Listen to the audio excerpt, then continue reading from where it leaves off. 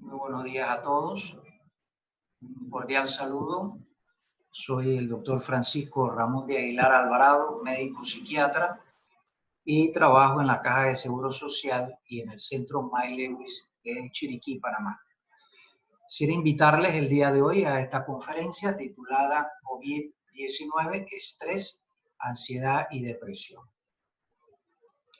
Como sabemos, COVID-19 está causando una gran crisis sanitaria, diríamos la crisis sanitaria del último siglo, y esto ha tenido un gran impacto a nivel mundial en la morbilidad y la mortalidad del COVID. Un gran impacto sobre el sistema hospitalario con la necesidad de crear nuevos hospitales, hoteles hospitales y la conversión de hospitales generales en COVID-19, una gran ocupación y la necesidad de nuevas salas de cuidados intensivos, la restricción de recursos sanitarios no asociados a COVID, ya que estos se han derivado para la emergencia, la interrupción de la atención de padecimientos crónicos, que sabemos todavía no podemos medir las consecuencias de esto, aunque todos los países han hecho un gran esfuerzo, y Panamá también, para proporcionar la atención y los medicamentos a los pacientes con enfermedades persistentes, el impacto en la salud mental y sobre todo el impacto en la economía y la pobreza, y las consecuencias que esto puede llevar al aumento de la delincuencia y el consumo de sustancias. Cuanto a salud mental, vemos que ha habido efectos de tipo directos e indirectos de esta pandemia. En cuanto a los efectos directos, no se caracteriza estos padecimientos o esta enfermedad por la presencia de síntomas mentales específicos, pero sí hemos podido ver la presentación de algunos trastornos o disfunción cognitiva, dolores de cabeza, mareo y fatiga frecuentes, ¿no? En algunos pacientes, un porcentaje que no es tan alto. También se ha descrito las encefalitis o las encefalopatías. Y más que todo, en la salud mental su impacto ha sido de tipo indirecto como resultado del confinamiento, del duelo, y de un duelo, diríamos, no acostumbrado, debido a que los familiares de los fallecidos pues no han podido realizar esas actividades propias de las actividades religiosas, debido a que ha sido restringido la participación social, ¿no? Así que esto contribuye también a un duelo patológico. La menor disponibilidad de recursos asistenciales, por lo cual las tecnologías, con la innovación en nuevas tecnologías, ha hecho también una necesidad. Por tal motivo, pues, estamos dirigiéndonos a ustedes por medio de estos mecanismos virtuales. Las consecuencias en el desempleo y pobreza todavía no sabemos qué tanto impactará, qué tan profundo va a ser esto. La violencia doméstica, ya vemos que se ha estado reportando el incremento, el aumento de consumo de sustancias y, por último, pues el efecto del estrés en nuestro organismo. En una encuesta realizada en España, en Cataluña, a nivel de la población general, se pudo establecer que los padecimientos o las manifestaciones más importantes se debían a síntomas de ansiedad y depresión. En cuanto a los síntomas depresivos, estos estuvieron ausentes en un 57% de los pacientes, leves en un 29%, moderados en un 9% y graves en un 5%. En cuanto a los síntomas de ansiedad, estuvieron ausentes en un 44% de las personas, leves en un 40%, moderados en un 12% y grave en un 4%.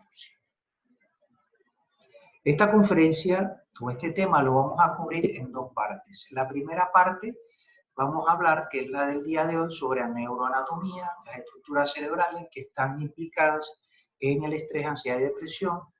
Vamos a hablar también sobre la neurofisiología. Vamos a mencionar las sustancias neuroquímicas o neurotransmisores más importantes, porque sabemos que hay alrededor de unas 60 sustancias que se pueden considerar neurotransmisores. Y por último vamos a hablar de la neurofisiología del estrés, las fases del estrés y la reacción de estrés. En una segunda conferencia, entonces, ya hablaremos sobre la clínica de la ansiedad y la depresión, sobre los síndromes de ansiedad y síndrome de depresión, y sobre el tratamiento de la ansiedad y la depresión. Cuando hablamos de estrés, ansiedad y depresión, pues nos referimos al sistema nervioso. El sistema nervioso es un sistema básicamente de información. Este sistema de información regula todas las actividades del organismo. La regula por medio de señales electroquímicas. Estas señales electroquímicas son mediadas por neurotransmisores y además el sistema nervioso controla la producción de hormonas para una regulación más sostenida y prolongada. En cuanto a la estructura funcional del sistema nervioso, diríamos que está constituido por diferentes subsistemas integrados y conectados y debidamente coordinados. Así que diríamos que el primer subsistema es el subsistema de recepción de información al que denominamos el cerebro posterior. Un subsistema de análisis y respuesta constituido por el cerebro anterior, somático, motor y voluntario. Un subsistema de memoria para recordar las experiencias, un subsistema de afectividad que regula el humor y el afecto, es decir, le da ese contenido afectivo a las experiencias y al cual denominamos el sistema límbico, y un subsistema autónomo e involuntario, el cual en sus dos ramales denominamos sistema nervioso autónomo simpático y parasimpático.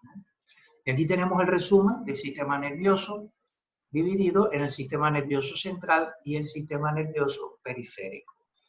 El sistema nervioso central, a su vez, en el encéfalo y la médula espinal, y el encéfalo, a su vez, dividido en el cerebro, cerebelo, el bulbo raquídeo, el tálamo y el hipotálamo.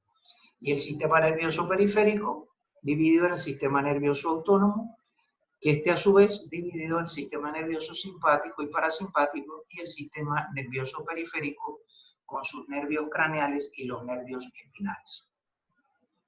En esta imagen vemos sistema nervioso central constituido por el encéfalo y la médula espinal, y el sistema nervioso periférico con los ganglios y nervios.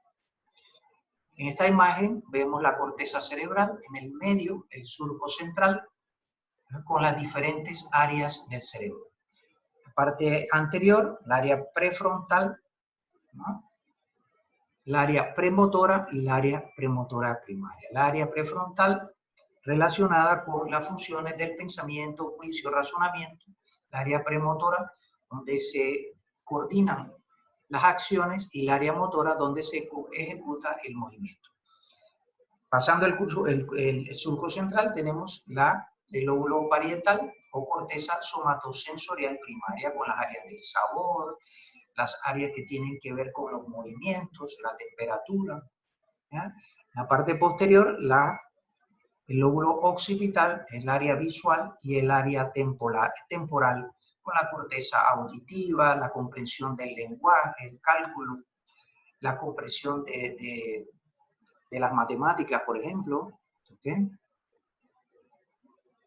Y aquí tenemos la organización de las tres señales de salida o eferentes del sistema nervioso central, ¿no?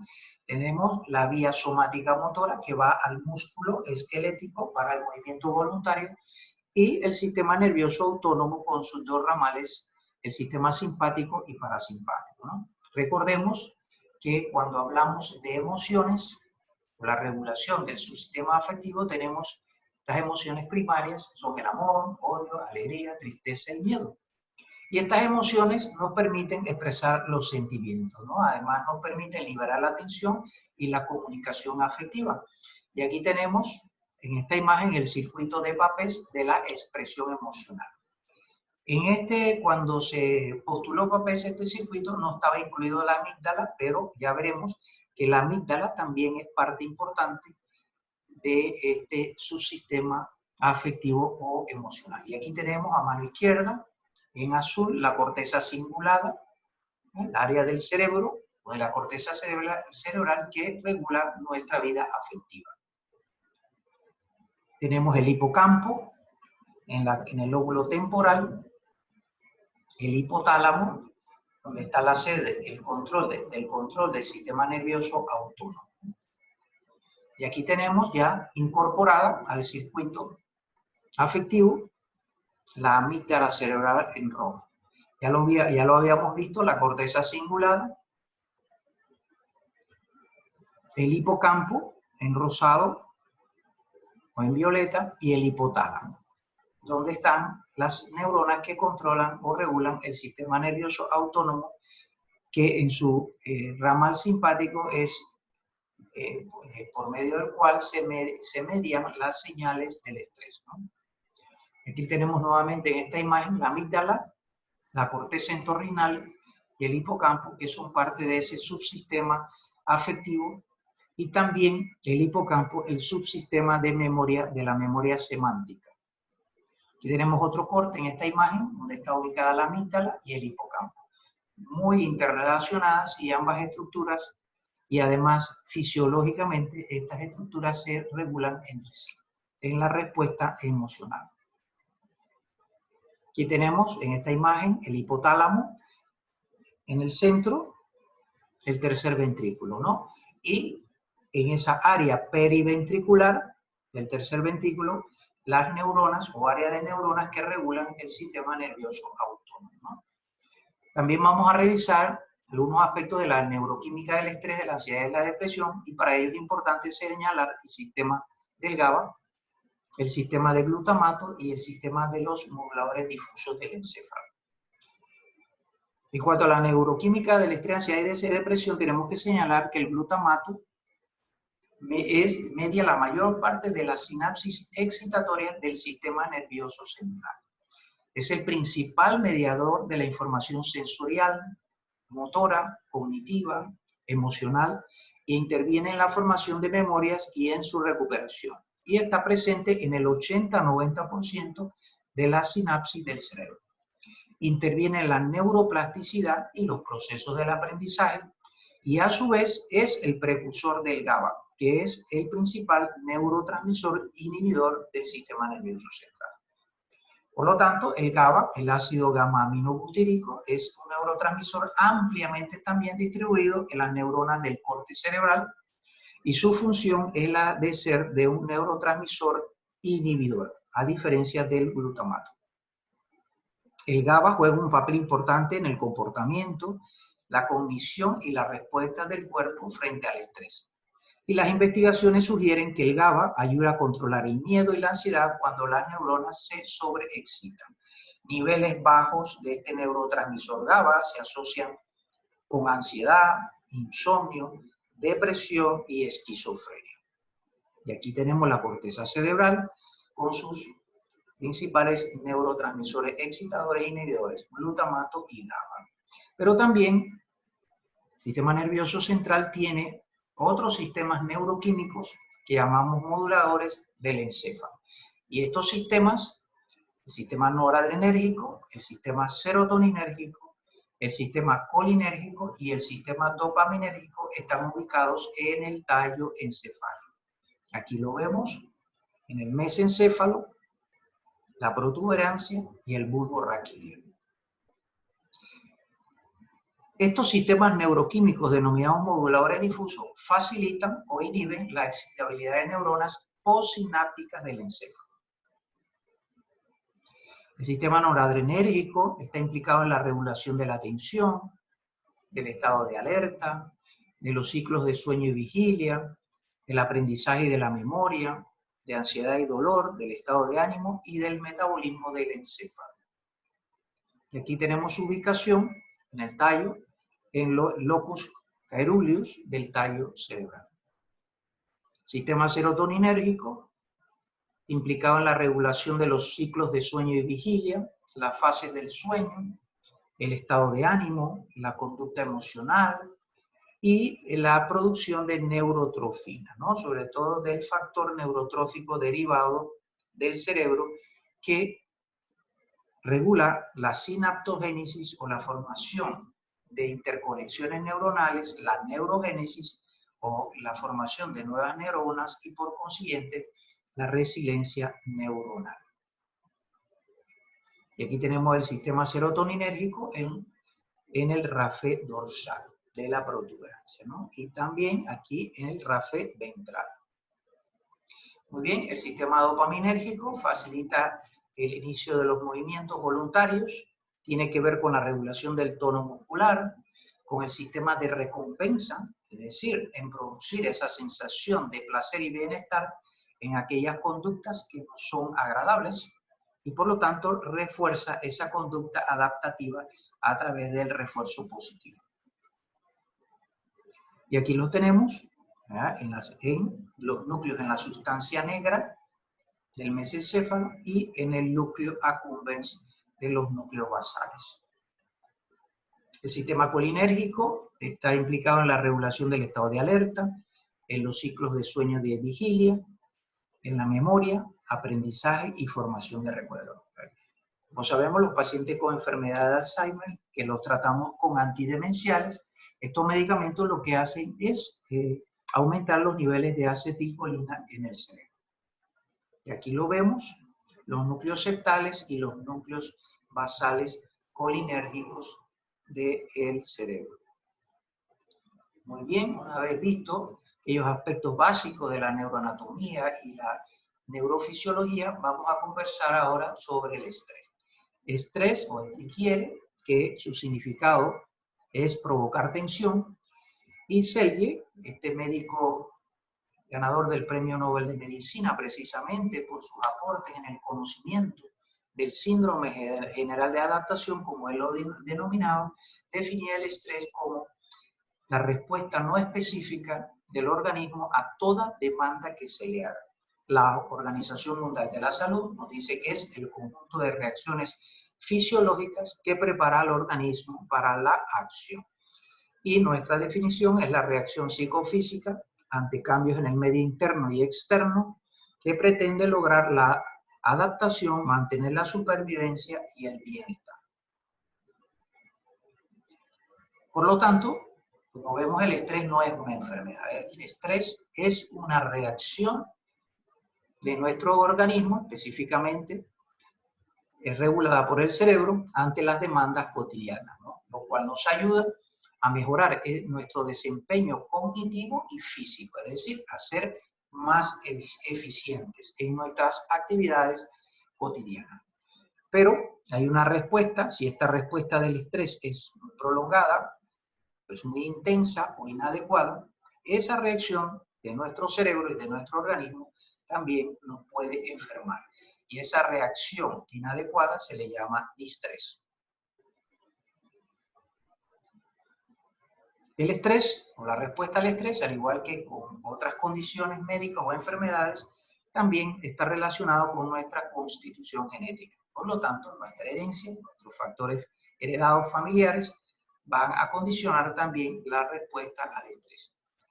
También nuestras experiencias en la vida de relación, es decir, nuestra personalidad, nuestra forma de ser, cómo está conformada nuestra autoestima, nuestra autovaloración, nuestro autoconcepto, también va a influir en la manera que respondemos ante el estrés. Y lo que denominamos la filosofía existencial, todas esas condiciones sociales, como la cultura, las creencias, la educación y la religión, que también van a condicionar nuestra respuesta al estrés. El estrés tiene diferentes fases. La primera de ellas, la fase de alarma, y en esta fase se activan las reacciones psicofisiológicas de respuesta ante la demanda de esos estresores internos o externos. La fase de adaptación, en la cual se logra una respuesta favorable ante la demanda con cese de la reacción de estrés. Y la fase de agotamiento, cuando el estresor es persistente y el organismo sigue y continúa en su intento de satisfacer las demandas. Por ejemplo, como lo que estamos viviendo hoy en día de este estrés prolongado ocasionado por la pandemia. Ya llevamos aproximadamente unos 3 meses, o en algunos países más, expuestos a este estrés persistente. Por lo tanto, la información que nosotros tenemos de la enfermedad nos conlleva a ese miedo a enfermar y por consiguiente a morir, por la alta morbilidad y mortalidad. Por supuesto, todos vivimos expuestos a este conocimiento, a esta realidad, lo que hace que haya un estrés persistente y prolongado que activa nuestra reacción cognitiva, nuestra reacción neuroendocrina y que en muchas personas ya se está activando la última reacción o la última fase que se da con el estrés prolongado o persistente, la reacción endocrina. La reacción cognitiva del estrés consiste en la percepción del cambio, en este caso, el conocimiento que tenemos de la epidemia, lo cual conlleva un aumento de la actividad cerebral y de los neuroquímicos cerebrales que activan los procesos mentales. Por consiguiente, el temor a enfermar o a morir. También cuando nos vemos expuestos a situaciones especiales, por ejemplo, los que tenemos que trabajar o aquellos que pertenecen a esas actividades esenciales, salud, seguridad, cuando tenemos que ir al supermercado o salir a la farmacia, ¿verdad? Esto activa esta reacción cognitiva y el aumento del principal neurotransmisor excitador, el glutamato. El aumento del glutamato y de la actividad cerebral produce esa activación de la corteza sensorial, de la corteza prefrontal y del sistema límbico o afectivo y emocional. Esto conlleva a un aumento del estado de alerta, un aumento de la atención y la concentración y un aumento de la producción y velocidad del pensamiento, ¿no? Y por último, la reacción endocrina se produce al activarse el sistema nervioso autónomo simpático y los sistemas moduladores difusos del encéfalo que ya revisamos, principalmente el aumento de noradrenalina, adrenalina y dopamina, ¿no? Esto produce un aumento de la presión arterial y del rendimiento cardíaco, una mayor tensión muscular, incremento de la fuerza y la velocidad de los movimientos, una disminución del flujo de sangre hacia la piel y la activación del sistema nervioso simpático, como ya hemos visto, ¿no? Se dilata la pupila, la boca se seca, se relajan los bronquios, se acelera el pulso cardíaco, se inhibe la actividad digestiva y aparecen esos problemas de digestión, de dispepsia, malestar estomacal. Estimula la liberación de glucosa por el hígado, por lo tanto aumentan los niveles de glicemia y en personas vulnerables o con problemas de diabetes, pues se agravan estos problemas. Se aumenta la secreción de adrenalina y norepinefrina, por supuesto elevando la presión, y aquellas personas con problemas de presión, pues se van a agravar estas condiciones, se relaja la vejiga y se contrae el recto, ¿no? Y la reacción endocrina que conlleva o se produce a liberarse el factor liberador de corticotropina, la corticotropina y por consiguiente el aumento de cortisol a la cual le llamamos la hormona del estrés. Este aumento de cortisol produce un aumento de la producción del azúcar o glucosa, un factor de riesgo también ya a la salud, aumento de la producción de urea y cetonas y el aumento de la producción de ácido graso, otro factor de riesgo. Muy importante, este aumento de cortisol provoca una disminución de la actividad del sistema inmunológico, por lo tanto aún nos hace más vulnerable a la infección y a la epidemia. Y el cortisol produce también una disminución de los niveles de serotonina, de dopamina y de noradrenalina cerebral, lo cual condiciona al aumento de la ansiedad, los síntomas de ansiedad y de depresión. Disminución de la prolactina, estrógenos, progesterona y testosterona, con todos esos cambios y afectación de la actividad sexual. Disminución de neurotrofina y neurogénesis, con el consiguiente daño cerebral y muerte celular. Y aquí tenemos los riñones y las glándulas suprarrenales, donde se produce el cortisol. Resumiendo, todo lo que hemos visto, la armonía funcional de una respuesta adaptativa al estrés dependerá del interjuego de sistemas excitatorios e inhibitorios. Los excitatorios ya lo vimos, el aumento del glutamato cerebral, la corteza prefrontal dorsal y de la amígdala sobre todo, el aumento del cortisol y el aumento de la actividad del sistema nervioso simpático. El sistema inhibitorio constituido por el GABA o ácido gamma aminobutírico, principalmente en la corteza prefrontal ventral orbital, el hipocampo, sobre todo en los receptores de glucocorticoides, que esto es muy importante. Ya lo vamos a ver después, como el aumento de los químicos o neurotransmisores excitatorios produce un daño a nivel de estos receptores de glucocorticoides a nivel del hipocampo consiguiente y por consiguiente el daño de estas estructuras y de otras estructuras cerebrales. Y dentro de el sistema inhibitorio, pues la activación del sistema nervioso parasimpático y por último los sistemas serotoninérgicos. Ya veremos después cómo los medicamentos que incrementan la serotonina van a ayudarnos en el tratamiento tanto de la ansiedad como la depresión. Y aquí vemos cómo ese estrés crónico o ese estrés persistente va a producir cambios ya estructurales en el cerebro y por consiguiente trastornos del estado mental. En la amígdala vamos a ver que la amígdala va a producir una hipertrofia, como una hiperrespuesta, ¿ah? Y persistente desarrollo dendrítico y formación de nuevas dendritas. Recuerden que la amígdala es esa estructura del sistema límbico que regula o nos alerta produciendo esas respuestas de miedo, de ira o de fuga ante situaciones que son potencialmente peligrosas para nosotros. Por otro lado, el hipocampo, la estructura que regula a la amígdala, va a sufrir los cambios contrarios.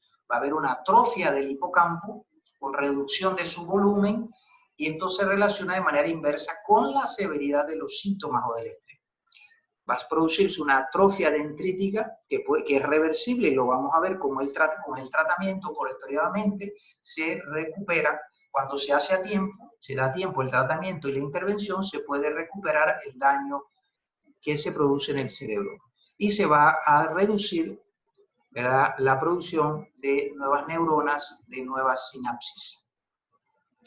Y el estrés crónico también va a producir daños en la corteza prefrontal medial. Ya lo vimos en la corteza cingulada, sobre todo en la ansiedad y la depresión, vemos esas alteraciones en el cingulado anterior y lo vamos a ver en la próxima conferencia, en la parte 2, cuando empezamos a dar tratamiento, cómo se va recuperando estas áreas del cerebro que están atrofiadas o dañadas.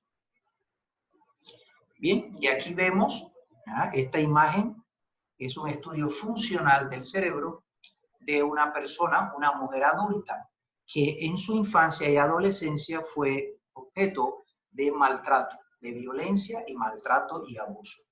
En la imagen superior vemos un sujeto normal con sus estructuras cerebrales límbicas, la amígdala arriba, y el hipocampo perfectamente delineados y conformados.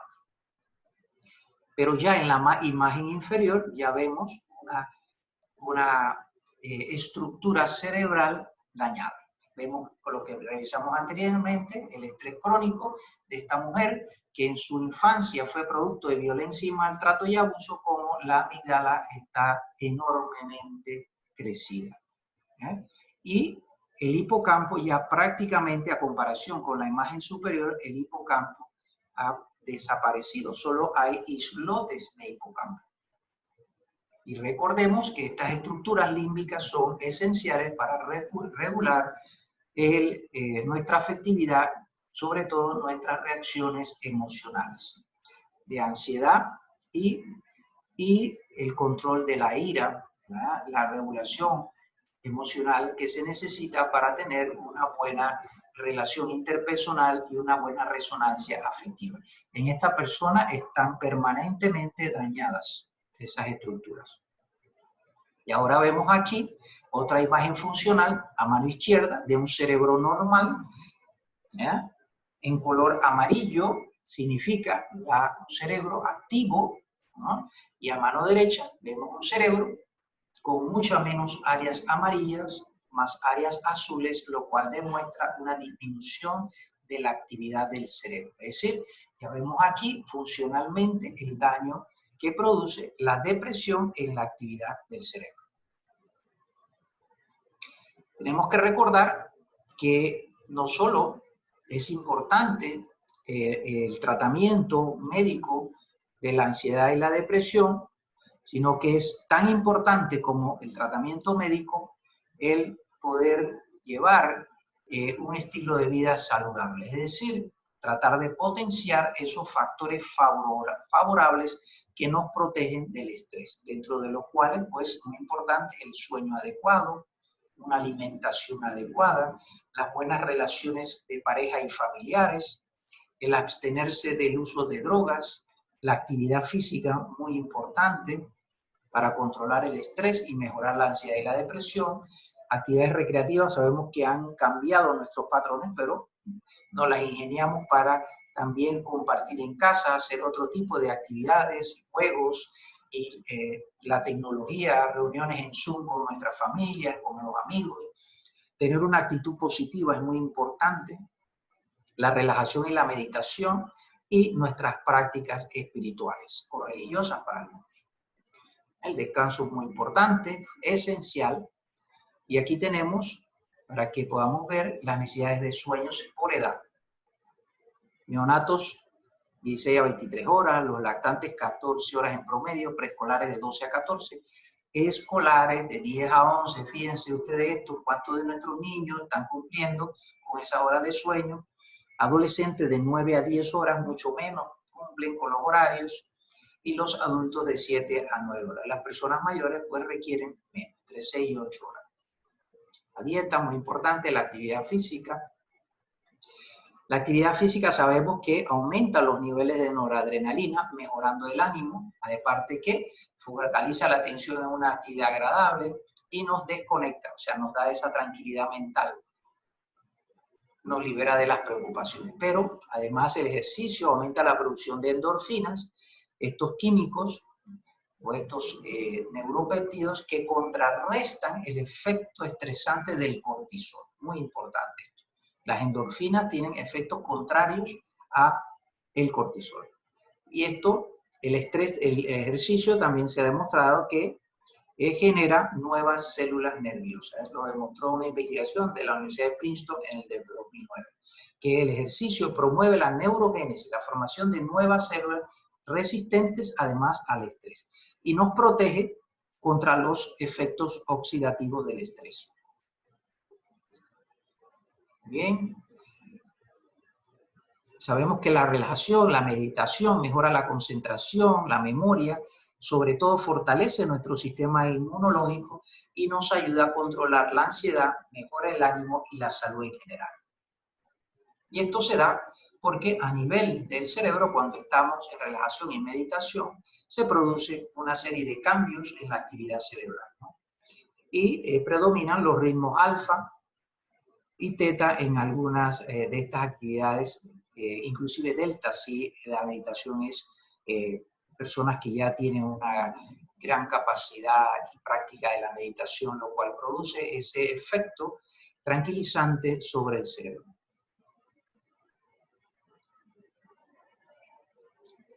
Muy bien, con esto terminamos nuestra primera parte de esta conferencia titulada Estrés, COVID-19, estrés, ansiedad y depresión. Y en una segunda conferencia ya estaremos hablando en sí de lo que es la clínica de la ansiedad y depresión, o sea, los síndromes de ansiedad y depresión, y del tratamiento de la ansiedad y la depresión.